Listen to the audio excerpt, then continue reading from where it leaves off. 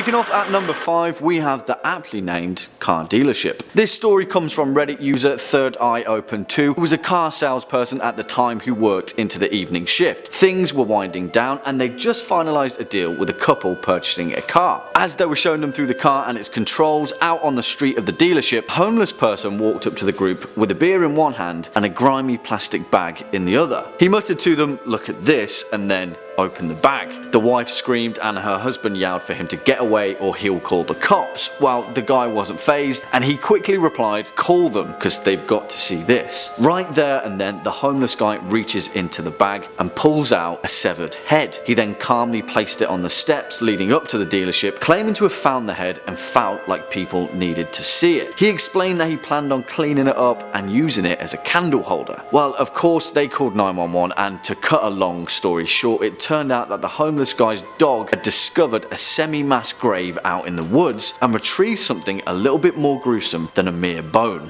Coming in at number 4, the drums of War Woman Doll. Now, this one is a little short but sweet and completely terrifying if you have a morbid fear of the unknown. Reddit user Cough Cakes, great name, shared this unnerving tale to strike fear into the heart of campers everywhere. It was the year 2000 and he had spent a year at Aspen Youth Alternatives, a wilderness survival camp that taught young people the importance of independent survival and self-reliance. During one of their more remote hikes, they ventured off trail and made camp near a place called War Woman Doll. It was a beautiful location, but many of the campers said it just felt a little bit off. There was a strange silence in the air that didn't quite make sense, and an absence of something that they couldn't quite put their finger on. There were 15 campers sleeping in groups of 3 and 2 staff members that took turns on a night shift, keeping up an eye in the woods. Gradually, he started to hear a faint rhythm in the distance, slowly getting louder and louder. Thinking that it was all in his head, he asked the girl next to him if she could hear it too. At first she said no, but then it got louder and closer and she could definitely hear the drums. Thinking it was the kids, a staff member hollered at them to knock it off. It was time to get to sleep, but the drums just kept getting louder. By this time, the whole group were out of their tents, looking at each other, staring off in bewilderment. A few of the campers were stood still, tears streaming down their faces. The drums lasted until daybreak. Needless to say, the group quickly left the trail. Smart move, thankfully. Next up at number 3, the bouncer. This is a great story from Reddit user Tasty Duck, who used to be a bouncer at several different areas in downtown Toronto. He enjoyed working the patio area despite not being a smoker, but it was outdoors and he could chat to people. One club that he worked in was super cheap and the patio was more of a chain link fence with a gap in it which people would try and sneak in through. Well, on this particular night, Tasty Duck felt lazy, so he stood in the opening with his back to the street. All of a sudden, he felt someone approach from behind. It wasn't unusual, people tried to blag their way in all the time, but our narrator was having none of it. He puffed himself up, determined to ignore him. Well, this went on for about 10 minutes, and all of a sudden our narrator was getting a bit creeped out because he could still feel the guy standing behind him without saying or doing anything at all. He turned around, curious as to what would meet him, and he stopped. The guy was taller than him, maybe 6'4", and very well dressed. He was also covered head to toe in blood. His own blood or someone else's? Well, Tasty Duck never found out because the police were shortly called, but even though he was arrested and forced into the back of a police car, he never took his eyes from him. Well, coming in at number 2, Fort Leonard Wood. Our next story is yet again a tale from the military. Spooky stuff always seems to happen there. This particular story comes from Jack11058, who did his basic military training while at Fort Leonard Wood in Missouri. Now, these barracks were pretty old, dating back to around the 1950s or 60s, and every night a number of recruits were assigned onto fire guard duty. Essentially a monotonous night shift that involved mopping the floors and trying to stay awake until the next soldier came on duty. In the hallway where most of the mopping took place, there was an old set of speakers that the drill sergeants would make their announcement through and occasionally yell at a sleeping recruit to wake them up on guard duty. One night our narrator was starting to nod off, sitting on a chair, trying to stay awake, when the speakers crackled and he heard a soft, strange voice, barely a whisper. It was a woman's voice. "Private, get everyone outside right now. The hum of the speaker remained open. Private, everyone outside right now. He didn't know if it was sleep deprivation or the drill sergeants playing a prank, so he made his way down the hall to see if the other guard duty had heard anything. Nothing, not a thing. Well, our recruit buried it in the back of his mind until a few weeks later when him and a few of the staff telling ghost stories around a fire. An old drill officer told the story of the first ever female drill sergeant on camp, sometime in the 70s or 80s, who had faced a lot of pressure and harassment whilst there. It was unrelenting, harsh, and she couldn't take it anymore and so hung herself from some exposed water pipes in the barracks. Those pipes, well, years later they'd plastered over them, hiding them from view, and it was there that they mounted a set of speakers, exactly where she took her own life. And at our final spot, coming in at number 1, the Banshee. I've worked as a bartender on and off for many years, and let me tell you, you see some creepy people from behind a bar. Not as creepy as this story though, from Reddit user and bartender Dope Yeti. Great name. It was around 2 AM and the bar was shutting down when a seemingly homeless woman made her way into the bar. Working in a city, our narrator was used to vagrants and strays making their way inside out of hours. So his manager yelled to her, "Hey, sorry, we're closing up. We won't be able to serve you. You'll have to leave." She kept walking, slowly and silently towards the bar, staring straight ahead with a blank face. As she got closer, he realised she looked particularly unusual. Her skin was grey, like no colour he'd ever seen in his life. It wasn't dirty or tanned, it was incredibly light grey, tight and with no wrinkles. She also had a tattoo of 4 strange lines on her face that all started at one point in the centre of her chin and continued down her neck in a ray-like pattern. In an almost unnerving fashion, she was completely barefoot. Ignoring the shouts from the manager, the woman pulled up a chair at the bar and turned her head slowly towards our narrator. Locking eyes, she said to him, "I like you." The bouncer eventually made his way to the woman and put his hands on her to eject her when she broke out into an extremely loud, high-pitched, manic scream. It was a scream straight out of a horror movie. Even creepier, the whole time she was screaming, she was looking at our narrator dead in the eye, unblinking and unmoving. Starting off at our number 5 spot, The Exorcist. This is said to be the best horror film of all time, that it's hard to believe it's based off of a true story. The movie came out in 1973 and it's about an innocent girl who became possessed by a demon. Her mother then contacts a priest who confirms that she is in fact possessed. Then the top priest who can actually deal with an exorcism is called to save the girl from the demon inside her. This movie is based off the terrifying novel written by William Peter Blatty. William was also the screenwriter for this film, seeing as it was a movie based off his novel. William based the novel of the film on a Washington Post article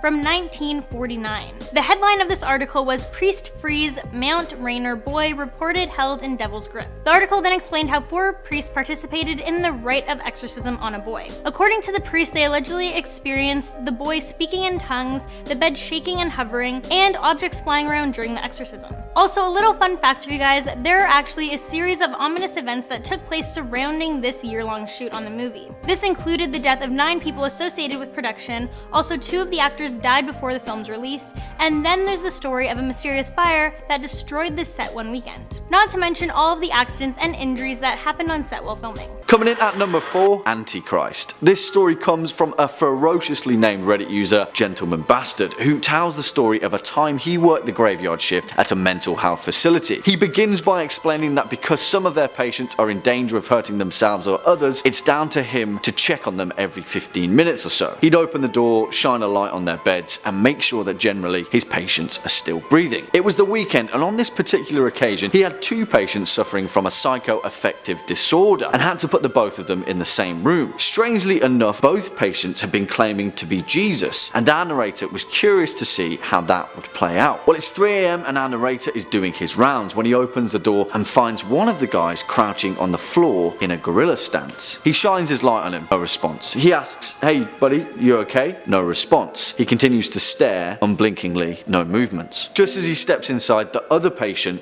his roommate, who had been hiding behind the door, jumps on our narrator's back and starts choking him out. In a panic, he shifts his weight and uses the momentum to toss him off, rolling across the floor. Well, it turned out both patients, who figured themselves Jesus, marked our narrator as the Antichrist and conspired together to kill him. The scary part wasn't the attack itself, but the coordination behind the whole thing and the unknown fear of 2 unstable minds. At number 3, Texas Chainsaw Massacre. The first Texas Chainsaw Massacre movie came out in 1974. In it, we have 2 teenage siblings along with 3 of their friends, and they are driving on the outback roads of Texas to go visit their grandfather's grave. Through the movie, they end up at the home of a terrifying, murderous, cannibalistic family. In the family, we get introduced to Leatherface, who is a chainsaw-wielding maniac who wears a leather mask on his face. And what's really scary about this character is that he was actually based off of a real person. That person was serial killer Ed Gein. Ed grew up with a very controlling, domineering, and religious mother. After her death, Ed began to act on his morbid fascination with the female body. He ended up going to a graveyard and digging up recently buried female corpses. He would then dissect the bodies, but keep the sexual organs, and would make suits out of the skins. He soon desired more than grave robbing, and he began to murder middle-aged women who looked similar to his mother. Coming in at number 2, Annabelle. The movie Annabelle came out somewhat recently in 2014. It's a prequel to The Conjuring, and it's about a couple who begin to experience terrifying supernatural occurrences involving a vintage doll. Shortly after, their home is invaded by a sadistic spirit, so they call paranormal investigators Ed and Lorraine Warren to help them. So you might be thinking, a movie about a possessed doll, how scary can that be? Well, what if I told you this film was based on a true story?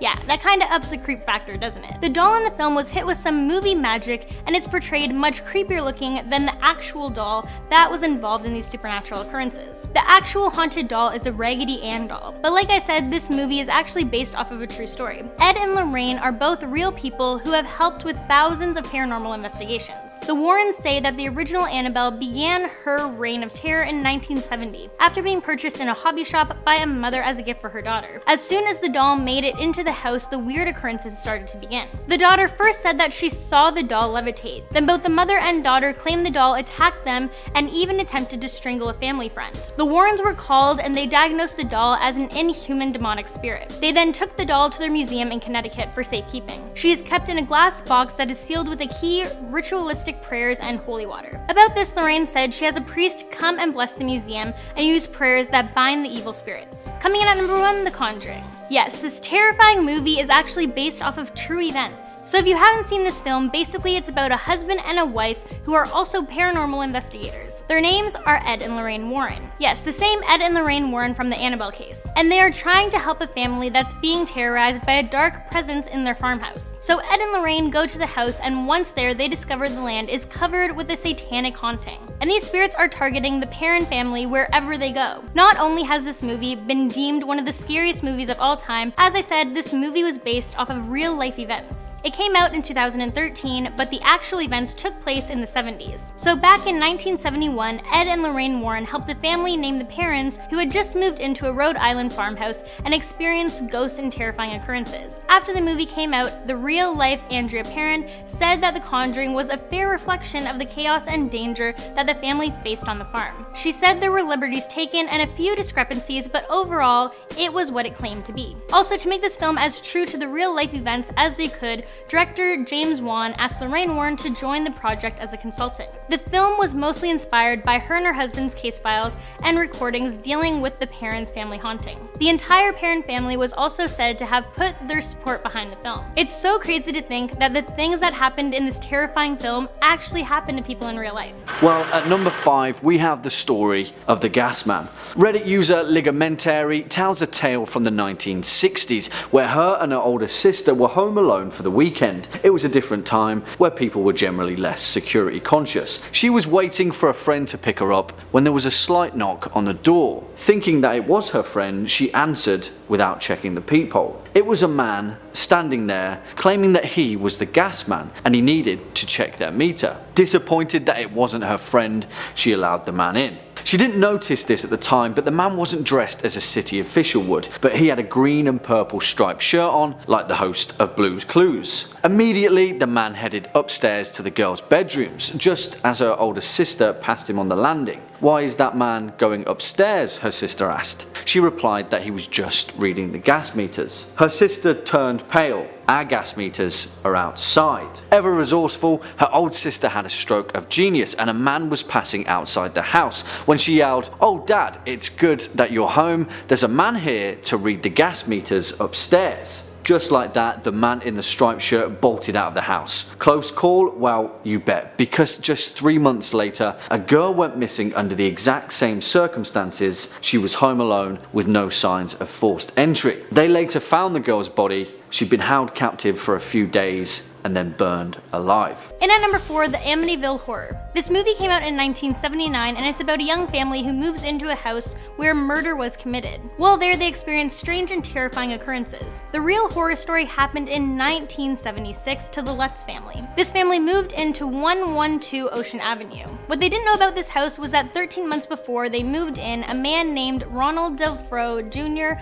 brutally murdered his family in this home. While in their new home, this family experienced some pretty paranormal things, such as red eyes appearing in the kitchen window and even blood and slime dripping down from their walls. They didn't want to stick around to see what other scary things would happen, so within a month they moved out of the house and the small town of Amityville, New York altogether. Next up at number 3, Not My Boyfriend. Now this one creeped me out a little bit, so let's hope we never run into this person. Reddit user HeartX3 Jess lived with her boyfriend in their swanky downtown apartment. She worked from home and her boyfriend was a teacher in a town about 15 minutes away by train. He got home pretty much the exact same time every single day. Pay attention to that detail because it's important. Well, Jess and her boyfriend had been in a pretty big fight. The kind of fight where you don't even speak to each other, call or text. At this particular juncture, Jess was lying on her bed, roughly the time that her boyfriend was due home, and she was ready to make amends. She was preparing herself for that awkward, hey, shall we stop fighting kind of smile. She had earplugs in, but she could hear his heavy footsteps walking around the apartment,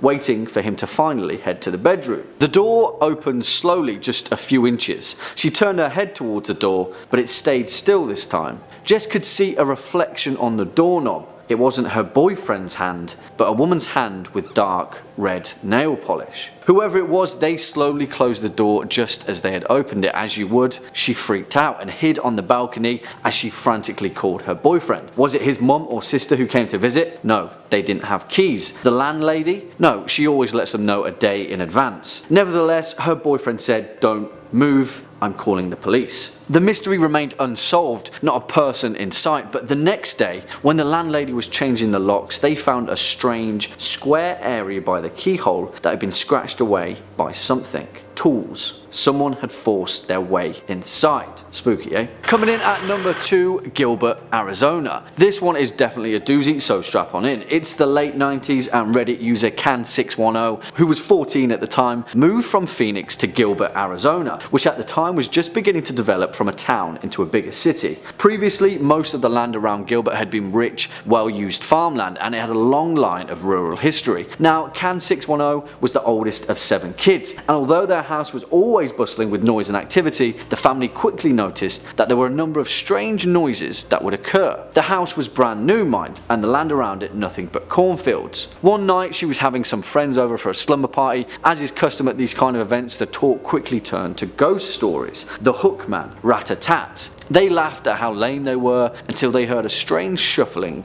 outside their room. Someone dared her to take a look. Who knows, perhaps maybe it's a ghost. So feeling brave, she did and quietly crept down the hallway. As she got to the end of the house, she noticed that the back door was actually wide open. Strange, everyone in the house was asleep. Stranger still, someone had tracked mud all over the floor. The footsteps didn't seem to move in a straight line either. They had a strange property about them. It was a thick, consistent layer of mud, almost too perfect to be an actual footprint. She screamed and the slumber party ran down the hallway to her. As they huddled together, they all saw the exact same thing. Standing just beside the TV was a small boy, maybe 8 or 9 years old. He wore nothing but plain denim overalls and was filthy, covered in mud. For a moment he looked at the girls with a sad, somber look, and then just like that, he was gone. The next morning, the mud had completely disappeared except for 2 dirty footprints by the back door and a dried mud mark on the outside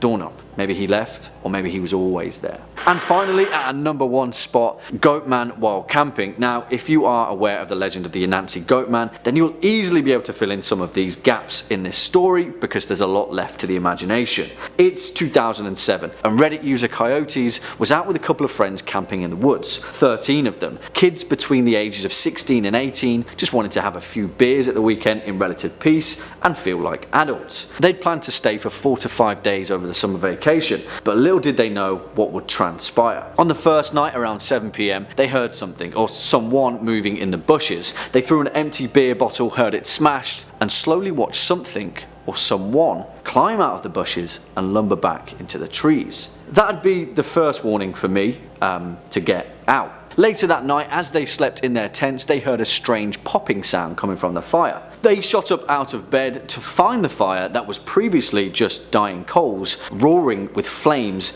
as if someone had poured gasoline on it. Well, obviously no one had. It was then that they began to smell a scent like no other. At first they thought it was a skunk, but then they realised it was more like the smell of rotten meat. Then they heard a soft voice coming from the line of trees. The group stopped. One of them, named Ben, cried out, "Oi, who's there?" Silence. And then, in a similar but eerily not quite right imitation, the sound of a reply. "Oi, who's there?" And then a figure emerged, maybe 40 or so feet away. "Oi, who's there?" it said again. The group stood transfixed. It was only then that they noticed the figure looked eerily familiar. It was the double of their friend Ben that had shouted out into the woods, in every likeness, except that it wasn't him. It stared at them for what seemed like hours, even as they hurriedly packed away their camp into their cars. Every now and then, it would cry, "Oi, who's there?"